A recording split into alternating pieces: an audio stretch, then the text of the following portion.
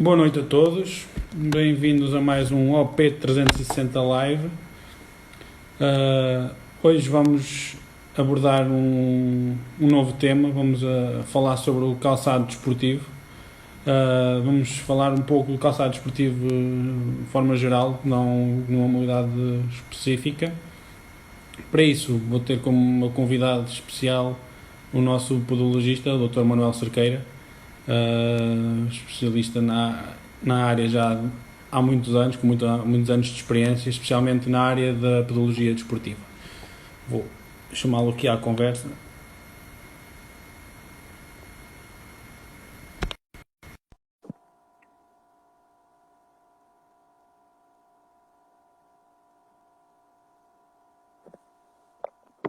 Boa noite, Olá Bruno, boa noite, tudo bem? tudo bem? Então, Obrigado por teres aceito o convite para estares connosco aqui a esta hora, para falarmos um pouco sobre o calçado desportivo. Enquanto uhum, vai entrando aqui mais pessoas, ver quem tiver alguma questão a colocar pode colocar, depois respondemos às vossas perguntas. Vamos começar a falar de uma forma, como eu disse, generalizada sobre o calçado desportivo. E começando por aí, vou-te já deixar uma pergunta. sim, sim. O calçado desportivo, quais são as principais características que ele deve ter? Porquê é que nós falamos em calçado desportivo e não em calçado geral? Vemos um dos erros muito grandes que nós vemos as pessoas a cometer é utilizarem o calçado do dia a dia para praticar desporto. Isso é correto? Porquê é que as pessoas não devem fazer isso? Sim. Primeiro, o calçado desportivo, tal como o calçado social, ou seja, o calçado diário, serve para nos proteger. Uma das grandes diferenças é no calçado desportivo é que ele tem que auxiliar no movimento desportivo, ou seja, na performance. Então, por isso, temos diferentes tipos de solas e formatos que se adequam aos gestos desportivos de cada modalidade. Tá?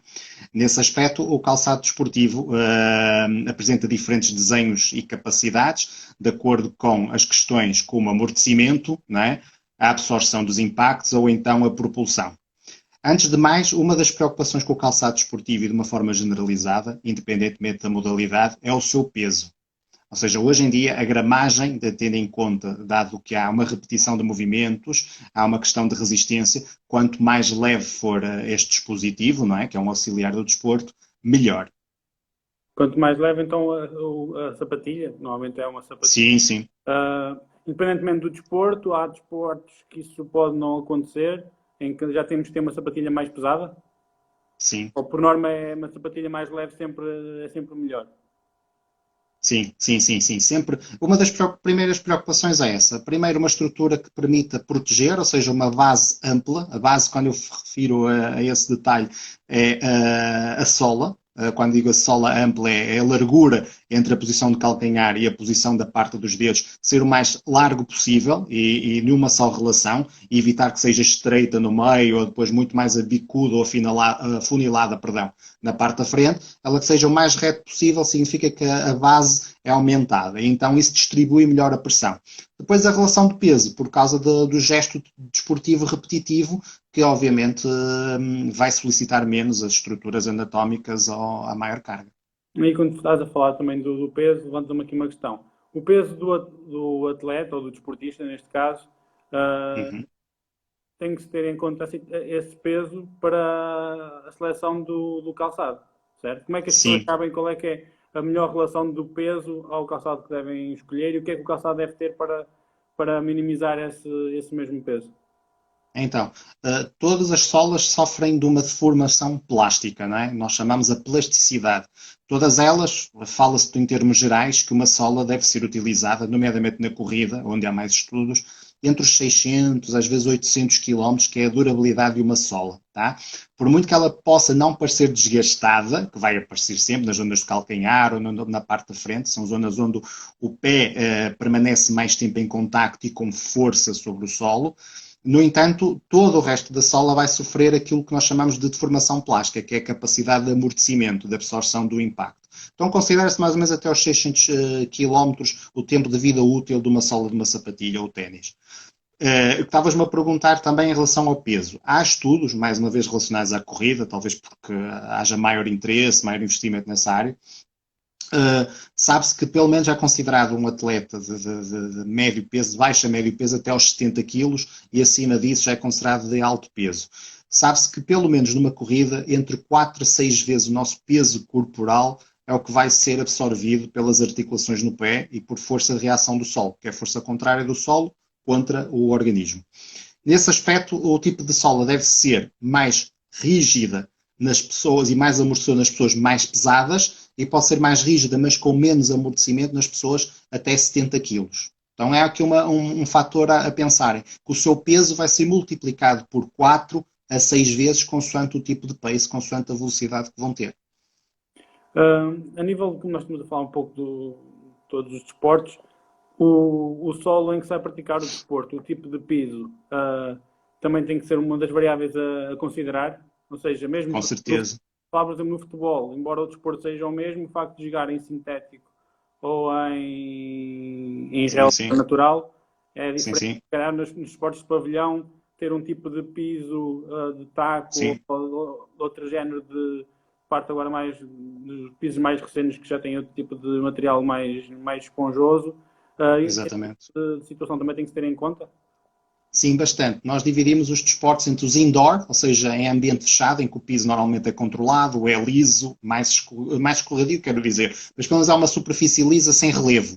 E depois temos os desportos outdoor, que também pode estar associado mais uma vez à corrida ou ao futebol, mas o piso pode ter relevo ou inclinação, ou ser molhado ou seco, também a questão de clima influencia. E nesse aspecto o desenho da sola é muito importante, porque tanto no futebol nós temos a questão dos pitões, por exemplo, em desportos indoor como o basquete, nós temos que ter uma sola ampla e com proteção a nível do calcanhar e tornozelo, por causa dos saltos e do impacto. Como, por exemplo, no trail, que é um desporto de ar livre, nós estamos a falar de rochas, pedras, pode ser lama, portanto é necessário que haja um desenho e um relevo da sola, tal e qual como um pneu de um carro, por exemplo, para aumentar a aderência ao solo e às mudanças bruscas de direção. A nível de proteção, por exemplo, da zona do tornozelo, aconselhas, a nível de geral, é generalizado ter sempre uma boa proteção. Há desportos que é mais indicado ter essas sapatilhas, normalmente deve mais no basquete, ter proteção em cano, mais ao tornozelo. Achas que é mais Sim. indicado só mesmo para esse tipo de esportes que têm aqueles mecanismos que podem levar a uma entorse Uhum. mais Sim. recorrente? Ou Na verdade, nem no sim. basquete deve ser utilizado esse tipo de sapatilha? Na verdade, as entorses de tornozelo são das lesões mais comuns, em termos traumáticos, nem sempre individualizadas, muitas vezes por contacto entre os jogadores. Obviamente, um mau apoio pode gerar uma entorse e não significa que o jogador, o próprio atleta, tenha uma instabilidade crónica nos ligamentos e no próprio tornozelo. No basquete é mais comum, de facto, as sapatilhas, se verificar um desenho da sapatilha, é muito mais revestida na região dos malelos, ou seja, na zona do tornozelo. Então, nessa forma, é mais por causa do salto e da questão de impacto que dá alguma estabilidade à articulação subastragalina e tornozelo. Né? Noutros desportos, muitas vezes não é pela questão da copa, a altura do contraforte, né? que é a parte de trás que reveste o calcanhar, mas também vemos pelo reforço que tem na sola, nomeadamente à volta dos calcanhares, em que temos a mesma densidade do lado interno e do lado externo, como se fosse uma sola neutra, muitas vezes para evitar oscilações excessivas do calcanhar, tanto em inversão como em inversão, ou seja, para dentro ou para fora. Mas essencialmente em desportos onde há posição de salto e contacto direto com o calcanhar, isso pode acontecer no vôlei, embora as sapatilhas de vôlei sejam mais finas, ou no basquete, por acaso. A nível da compra das sapatilhas, normalmente, seja em que desporto for, há Hum. sempre aquela desvantagem das pessoas não poderem ter um teste, quase se fosse um test drive à sapatilha. Ou seja, Sim, nós temos que saber, chegamos a uma loja, temos que saber o que é bom para nós e o que é preciso, o que é mais indicado para aquilo que vamos exatamente. praticar. E nem sempre, às vezes, os conselhos que estão nas lojas também, ou que as pessoas, os vendedores, nos dão, também não são os mais indicados. independentemente do desporto, uma pessoa comum que pratique desporto de forma casual ou mesmo Sim. profissional, que tenha que escolher vá a uma loja, tenha que escolher um calçado, quais são assim, as principais características que eles têm que olhar para o calçado para saber, é adaptado a mim, não é adaptado a mim? Exato. Antes de mais, eu aconselho de facto a compra em loja do que as compras online, não é? Porque o test drive, como estavas a referir, de facto é importante. A pessoa tem que saber se serve, tem que sentir o tacto do tipo de sola, a firmeza, testar um bocadinho para perceber se existem movimentos de oscilação do pé com a sapatilha, se o ajuste é adequado ao tipo de pé, porque nós também temos diferentes formatos de pé. Há os pés achatados, os pés planos, os pés cavos, que são os pés mais escavados em termos de arcada plantar. Portanto, há diferentes formatos e nós temos que saber se nos adaptamos àquele tipo de ajuste. Uns fatores que nós podemos ter em consideração quando estão a testar, e deixa-me aqui um pequeno parênteses, nas lojas não se podem fazer avaliações de pisada porque considera-se de facto uma avaliação clínica, portanto devem ser pessoas com competências clínicas para isso, nomeadamente na área da biomecânica, tanto que em Espanha foi abolido esse tipo de avaliações por uma marca famosa que é a Decathlon. Não sei em Portugal se existe esta prática. Não tem chegado de facto este tipo de informações, a não ser que a ASIC se fazia por uma questão estrutural vindo do Japão, que havia o chamado Foot ID, em que eles faziam os testes juntamente com várias câmaras e percebiam se a pessoa tinha uma pisada mais pronadora, mais supinada, e eles mesmo aboliram essa questão por ser demasiado técnica, por ser muito de saúde. Então, fazem esses testes, mas sem conselhos clínicos, é só mesmo por uma questão de adaptação. Continuando aqui o que estavas a dizer, as questões que devem ser muito simples. Antes de mais, a questão conforto. O conforto é muito importante a ter em consideração num bom ajuste. Há sempre aquela ideia que vamos comprar, mas vou-me adaptar, isto não está bem, mas provavelmente com alguns quilómetros em cima o meu pé vai se ajustar. Sem dúvida que há uma estranheza inicial, pela questão da própria seção do tipo de sola e do seu drop, que é a inclinação de calcanhar em relação ao antepé, mas o conforto tem que ser uma coisa inata. Assim que calçarmos, saber que estamos a sentir-nos bem. Outra é a questão da numeração, a dimensão do nosso pé em relação à numeração da sapatilha. Uma das coisas a ter em consideração é que deve sempre ser o número que nós já usamos no dia a dia. Não há aquele conceito de utilizar um número acima porque o pé vai inchar durante a modalidade. O que devemos procurar é que a sapatilha permita expandir é o seu dorso, ou seja, quando eu falo do dorso é parte de cima ou nas laterais no máximo, mas não em relação ao comprimento, tá? O comprimento não deve ser diferente, porque se for muito maior vai criar, neste caso, fricção, porque vai haver a possibilidade de escorregar o pé dentro do calçado, ou então se for muito curto, o que é que vai acontecer? Os dedos vão ficar em posição em garra. Portanto, a dimensão deve ser a 7. E qual é a diferença que devemos procurar? O nosso dedo indicador é uma referência boa entre o dedo mais comprido, que pode ser o primeiro ou o segundo, ou seja, o dedo grande ou o segundo, logo a seguir, devemos colocar o nosso dedo indicador à frente. Esta deve ser a única diferença em que temos entre espaço. Esse número é 7. Se o pé vai expandir à medida que faz a atividade física, é normal. Então temos que procurar uma estrutura flexível junto dos cordões para que de facto possa adequar-se ao edema do pé pela atividade e não criar nenhum efeito de garrote. Tá? Esse é uma das hipóteses que têm que ter em consideração, seja a possibilidade de expandir ou então a numeração certa. O conforto e a relação de peso, como te falei desde o início. O peso também é muito importante, tendo em consideração o tipo de modalidade que vamos seguir. Tu estavas a falar sobre o tamanho. Uma Sim. das dificuldades que as pessoas têm é conseguir perceber o tamanho de marca para marca, porque eles mudam a forma, mudam a numeração. Sim. Há uma estratégia para as pessoas saberem mais ou menos qual é que é o seu tamanho de pé e conseguirem introduzir esse tamanho nas diferentes medidas das diferentes marcas? Sim, muitas vezes a forma muda e de facto também dependendo da modalidade, o que nós chamamos a copa digital, ou seja, a parte da frente, pode ser mais ovalizada, mais quadrada e pode de facto influenciar. Há marcas que têm os meios números, não é? Que permite de facto ir ajustando, porque muitas vezes até o nosso pé direito e o pé esquerdo têm larguras diferentes e isso na região dos metatarsos é que faz maior diferença.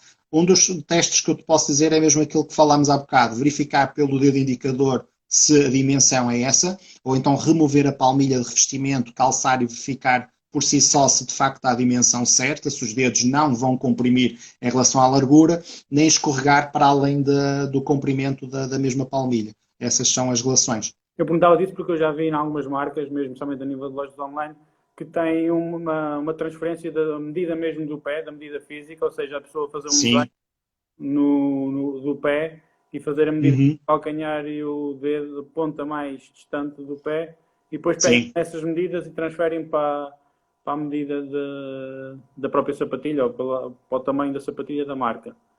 Ainda dentro disso do tamanho, estava a falar daquela diferença de um dedo. Isso é igual para todos os desportos, ou desportos, por exemplo, no caso do trail, que têm descidas prolongadas e com travagem e uma inclinação bastante acentuada. Essa margem pode ser um bocadinho maior, derivado também do próprio impacto dos dedos na parte da frente da sapatilha.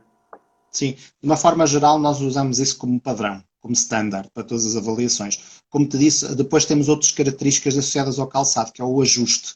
Por isso é que as solas de trail são umas sapatilhas ao estilo bota, são um pouco mais encorpadas.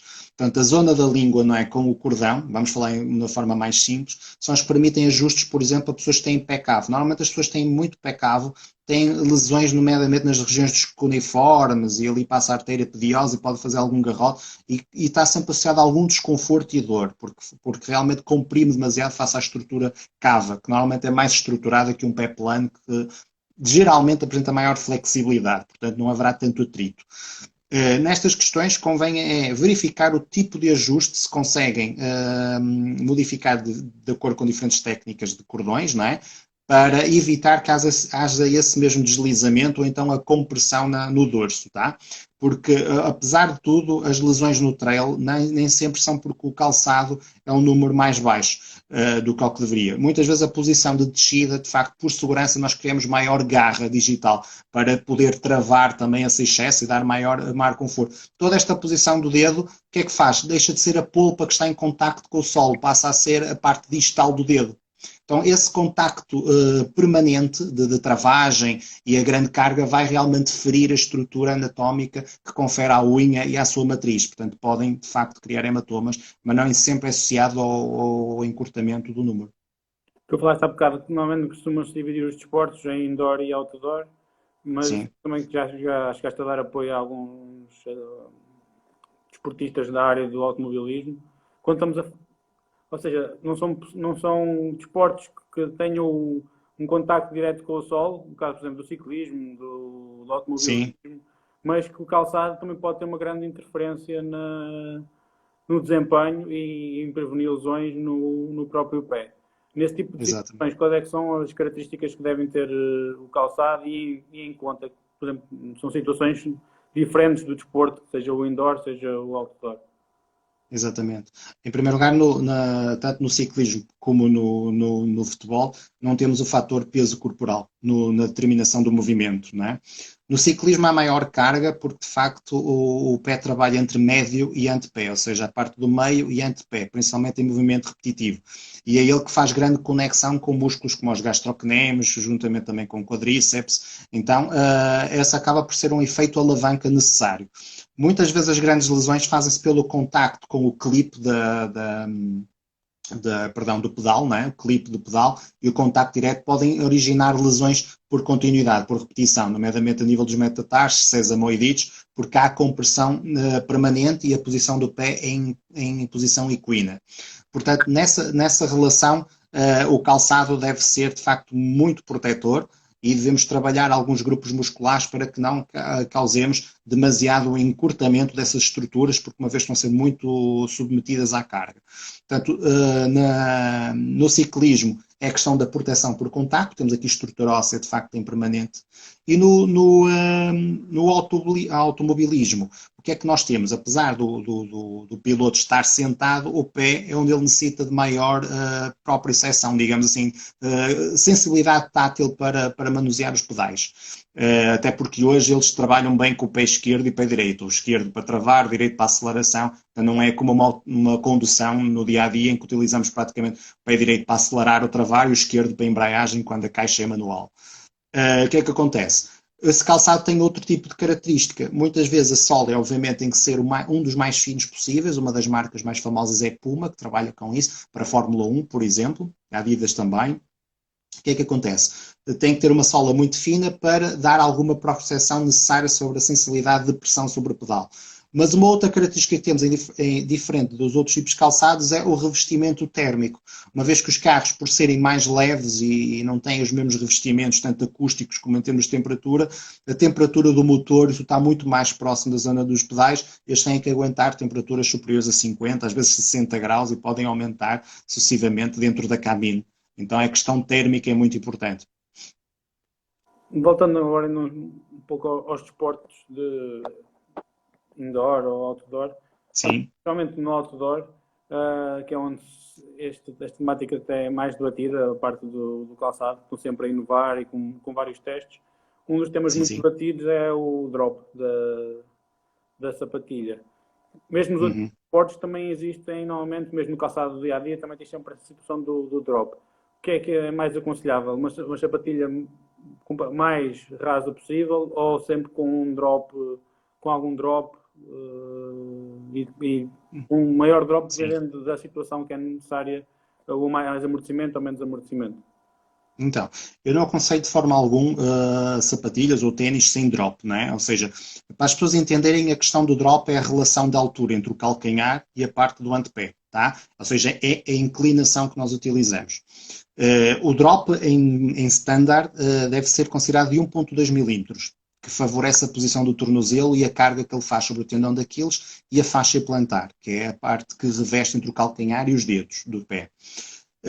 Em desportos, como tu te referes aos outdoor, é onde nós necessitamos de maior amortecimento e onde a solicitação, por exemplo, em subidas é maior, então temos a contração dos gastrocnêmios, não é? E a posição equina do pé, o drop vai favorecer essa posição, inclusivamente em descidas, porque apesar de tudo vamos ter zonas de impacto com pedras, com estruturas do solo que podem ser escorregadias. Então, nesse aspecto, um drop ajuda na posição do tornozelo e a protegê-lo das reações por estiramento pela carga induzida pelo peso e o solo. Ou seja, o ideal é ter sempre um ligeiro drop. Exatamente, sim. Nunca aquela sapatilha completamente... Repara que nós não temos drop associado, por exemplo, a desportos de velocismo, onde há os velocistas dos 100 metros, esses sim é que têm uma sola praticamente rasa, mais ampla na região do antepé, mas porquê? Porque em grande velocidade eles utilizam mais o médio antepé. Onde nós necessitamos de impacto, não é, para depois progredir para a propulsão, nós necessitamos de drop. A nível de manutenção do calçado, como é que as pessoas conseguem saber se o calçado ainda está apto para a prática desportiva ou se já é necessário fazer uma renovação do calçado? Então, relembrar aquela questão que nós temos de aconselhamento entre os 500 e os 800 km de sola. Essa é uma das características principais para termos em conta a durabilidade da nossa sapatilha ou ténis de corrida. Noutra questão é os desgastes. Verificar com alguma frequência quais são os desgastes que a nossa sapatilha vai sofrer na sua sola. Esses desgastes, se forem simétricos, ou quanto mais simétricos forem, tudo bem, estamos a ter um desgaste homogéneo entre pé direito e pé esquerdo. Quando existe alguma assimetria, ou seja, os desgastes em posições diferentes da sola, ou então a profundidade da sola estar mais desgastada de um lado direito que o esquerdo, então isso é sinal que de facto estamos a reproduzir alterações que vão se manifestar também no corpo, pela questão de absorção, pela questão de manifestação do pé e membros inferiores sobre o solo. Portanto, podemos estar a trabalhar mais um lado que o outro. Essa é a relação. Depois a perda de plasticidade, verificarmos também na região central da sapatilha se ela vai perdendo alguma estrutura, ou seja, colocando-a numa superfície plana, pode ser no chão, inclusivamente, e verificar se ela já produz algumas alterações viciosas. Portanto, sinal que ela pode estar a criar deformações na parte, não só na sola, uma parte plástica e de tecido onde adere e segura o pé. O desgaste da parte de cima da sapatilha, onde normalmente é mais tecido, também é importante, porque normalmente até se vê muitas sapatilhas que se olha para a sola ainda está minimamente bem, mas a parte de cima não. A parte de cima da sapatilha é mais fragilizada e normalmente é onde rompe primeiro. Mesmo quando Sim, a sim. parte de cima ainda já começa a ter algumas rupturas, alguns cortes, deve-se trocar o calçado ou, como é na parte de cima, deve-se manter? Sim, é muito comum só olharmos para a sola, porque é a região de contacto, não é? Que sofre as forças de reação do solo, nomeadamente com a biomecânica do pé. O dorso é muito importante por questões que nós falávamos, a estrutura do pé, sendo ela uma estrutura muito mais em cavo, que é o mais comum para apresentar lesões no dorso do pé, mas também no tipo de pé, porque nós precisamos de flexibilidade desse tipo de tecido, e juntamente com os cordões e a parte elástica, muitas vezes, que também está associada aos cordões. Porque aí nós precisamos de elasticidade para se ajustar à morfologia do pé após provas, porque o pé vai edemaciar, vai inchar. Então é muito importante verificar se essas estruturas não vão perdendo a própria elasticidade, então vão ficando mais frouxas, ou então podem sofrer rupturas na parte interna. Até normalmente temos que espreitar para dentro do calçado, verificar se a zona do dorso não está a sofrer. Como falavas aí bem, no trail nós também temos os dedos muito em garra, temos uma posição mais equina e podemos começar a criar deformações na zona do dorso dos dedos. E ela pode por dentro estar a perder essa mesma proteção. Ainda dentro da parte da escolha do calçado, Uhum. os atletas que tenham já algo, normalmente com o praticar do desporto, é normal as pessoas suarem mais dos pés, mas a sudorese, quem tiver mais a tendência para ter uma hipersudorese plantar ou Uhum. há características que eles tenham que ter em conta no calçado, já devem ter um calçado diferente de uma pessoa que tenha só o suor normal do aumento da temperatura corporal. Que tipo de características é que tem que procurar no calçado para evitar lesões derivadas de hipersudorese? Então, o calçado e meias. Aqui também é muito importante a questão da meia. De facto, favorecer sempre com materiais que permitam respirar o pé. Essencialmente, os algodões. Quanto mais natural for a composição de uma meia, melhor, que ela vai permitir ser respirável, não é?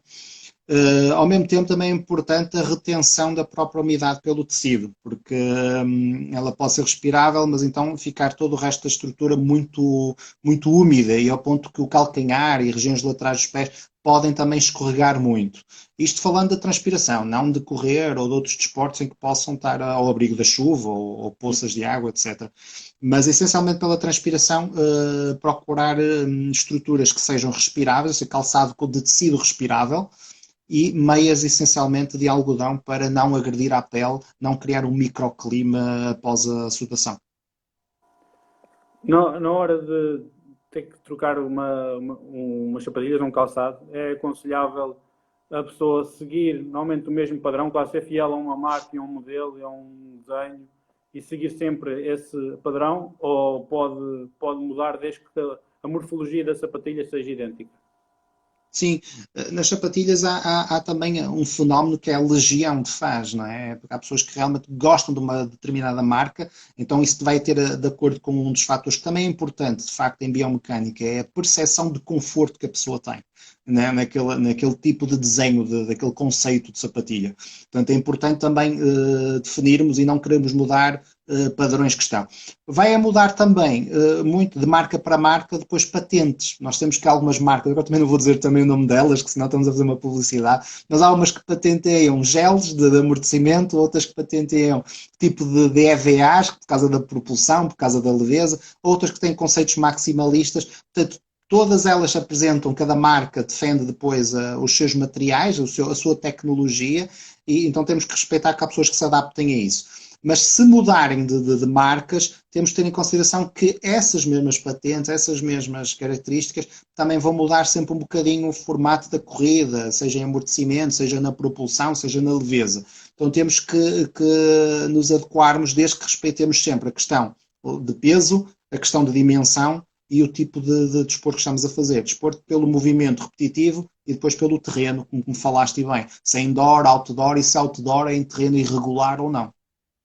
A nível de, no ato de escolha, é fundamental, nós falando já se calhar nos atletas mais profissionais, terem um conhecimento do seu gesto técnico e do seu pé e da sua morfologia antes da escolha do calçado. Podem escolher e depois fazerem um reajuste com uma palmilha ao calçado que já têm.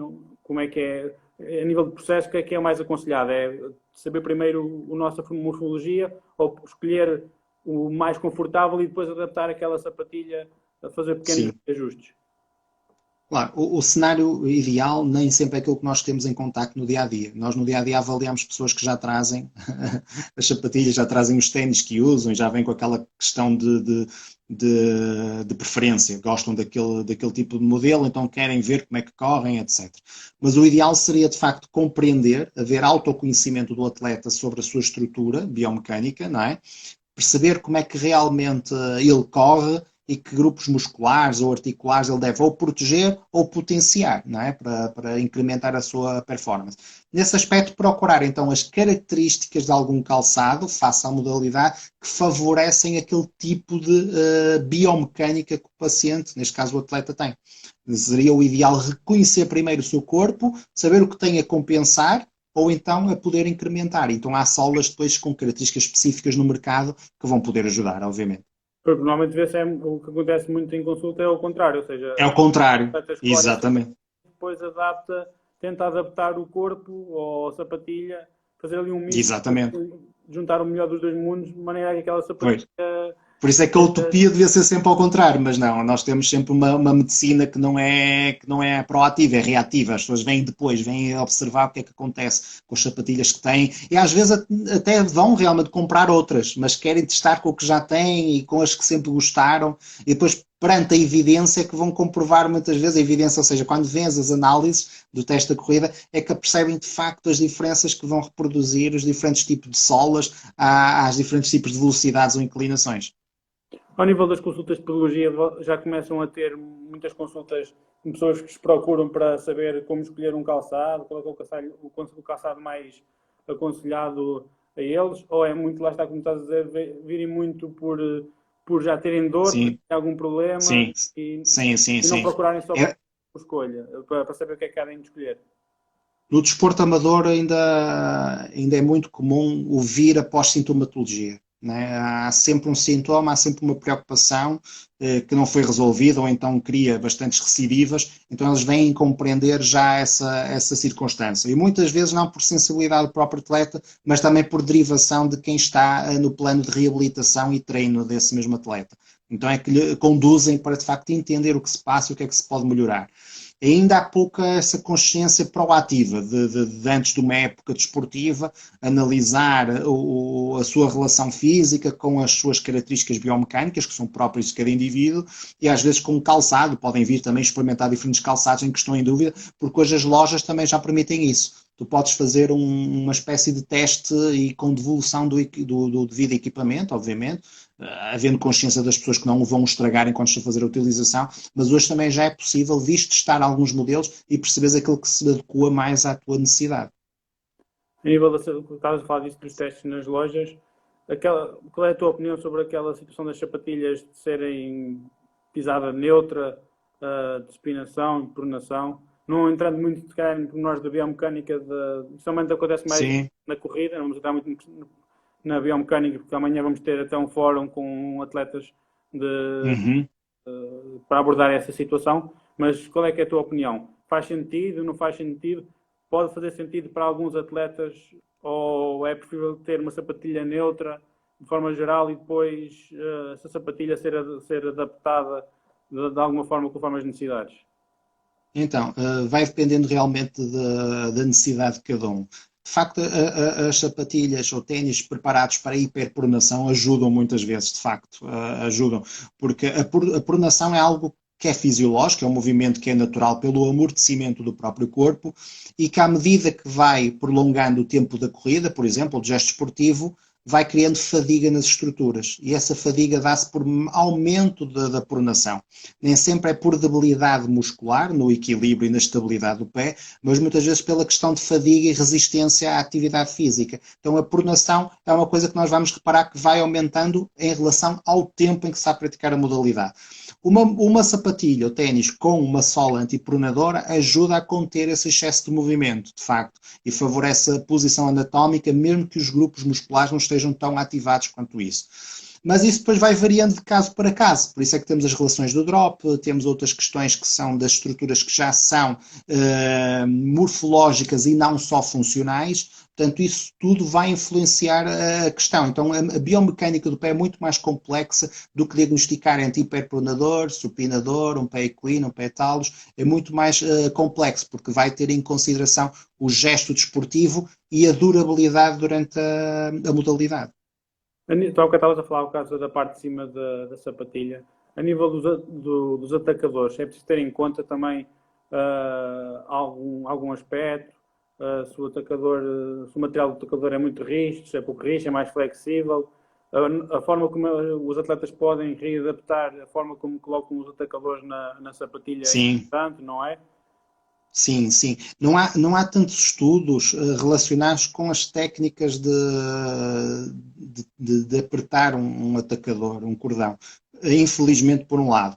No entanto, o que se tem relatado é ajustar mediante o tipo de morfologia do pé. Mais uma vez associado, por exemplo, aos pés cavos, em que o dorso do pé é muito mais proeminente, ele precisa de maior espaço, maior amplitude de largura da região do dorso. Então, existem já técnicas adaptadas para isso. Por exemplo, também nos velocistas, uma vez que a posição é muito equina, muito antepé, existem também posições de atacador muito mais acima, já perto da região da inserção aqui do pescoço, do astrágalo e do início do tornozelo, para permitir a inclinação do pé sem criar o deslize do pé para a região da frente. Então, evitar de facto aquela compressão aqui na garganta do antepé e o excesso de garra digital.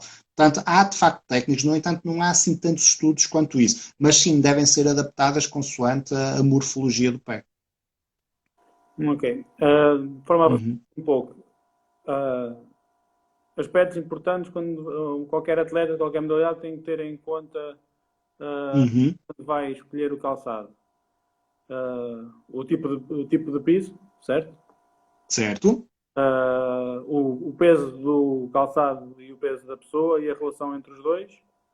Uhum. Drop ou não ter drop. Uhum. Uh, mais alguma coisa que me esteja a esquecer? Sim, é mesmo isso. Por exemplo, o peso é muito importante, sabemos o nosso peso. Como eu digo, uma forma simples das pessoas saberem é que, pelo menos, no mínimo, o seu peso vai multiplicar por 4 em corrida. Pode ir até 4 a 6 vezes, dependendo da velocidade. Principalmente em atletas amadores ou profissionais acima dos 70 quilos, podem procurar, são os que vão beneficiar de material com maior amortecimento. Até 70 quilos podem então usufruir do material mais rígido, tá? Depois, no drop no mínimo 1.2 milímetros, que é o que pelo menos temos neste momento padronizado nas grandes marcas.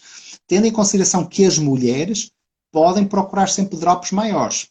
5, já existe de 8 milímetros, estejam à vontade. 8 milímetros, perdão, mais do que isso, 1.2 é o base, portanto elas podem ir até exatamente 3 a 5 centímetros, perdão, já há de diferença.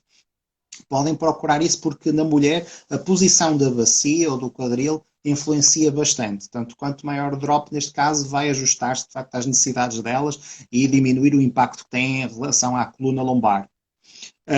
A leveza, como disseste também bem, a amplitude da sola, quanto mais larga melhor por causa da adesão, por causa da distribuição desse mesmo peso, e depois o desenho da própria sola, ou seja, sem piso úmido ou irregular, ela tem que ser mais escavada, com mais, como é que é dizer, mais tacos, não é? Como dizem os espanhóis, ter mais taco na região.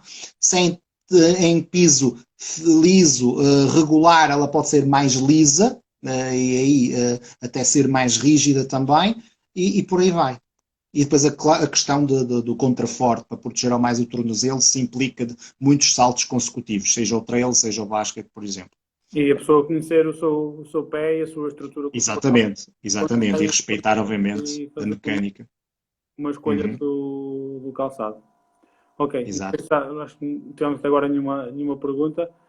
Também acho que Sim. foi bastante esclarecedor a nível do que é que as pessoas devem ter, o que é que os atletas devem ter em atenção quando vão Uhum. escolher, porque vê-se muito aí pelo bonito, a sapatilha é bonita, tem umas cores, Sim. e às vezes nem tudo o E que o é marketing hoje influencia bastante na escolha. Marketing, porque hoje em dia as marcas de sapatilhas, pronto, não aconteceu este ano por causa do Covid-19, foi adiado os Jogos Olímpicos, mas nós tivemos um boom de patentes, de registros, de tecnologias para poderem participar nas maratonas, etc. Então as pessoas vão muito atrás e muitas vezes também adquirem características que não vão usufruir delas, porque não têm um plano de treino ajustado, não fazem uma modalidade que necessitem daquelas características, a questão do peso também não é adequada para o tipo de sola. Então de facto é importante que as pessoas saibam mais a sua relação clínica antes de praticar alguma atividade esportiva e depois sim procurar as características que se vão adequar mais à sua necessidade, tanto física como desportiva. Estavas a falar isso das modalidades, já vi pessoas a comprarem sapatilhas de corrida para andarem a jogar futsal.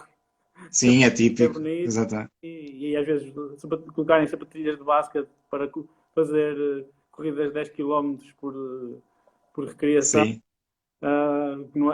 Depois normalmente dá asneira quando o prolongar do tempo. Sim, sim, porque o ajuste aos gestos desportivos, não é? Às mudanças bruscas de direção, à travagem, ao piso, não são os adequados, obviamente. É como utilizar um pneu de Fórmula 1 que é completamente slick, ou seja, slick, nós dizemos que ele é liso, num dia de chuva, isso é despistar na primeira curva possível, e no entanto é o pneu de Fórmula 1. Ok, obrigado. Todos os que Obrigado eu. sabem que, caso tenham alguma dúvida também mesmo em relação ao calçado, que é mais adequado, ou se já está a necessitar de fazer uma reforma no calçado ou modificar alguma coisa, o Dr. Manuel está sempre disposto para esclarecer, pode entrar em contato connosco. Exatamente. Lembrar que amanhã vamos estar outra vez os dois juntos, amanhã num painel mais alargado, que vamos estar num fórum sobre trail e estrada, sobre a biomecânica de corrida e lá estávamos a aprofundar mais a escolha do calçado nessas duas modalidades, porque nós estamos a falar a nível do atletismo, as sapatilhas e o estudo da sapatilha e da influência da sapatilha já está mais estudada, já está mais aprofundado, Exatamente. é mais conhecido que relativamente aos outros dos esportes. Por isso, amanhã, pelas 18 horas, no Facebook, lá estaremos com a vice-campeã nacional de estrada, Sara Catarina Ribeiro, com a campeã nacional de ultra trail e com o nosso atleta de triatlo do Ironman.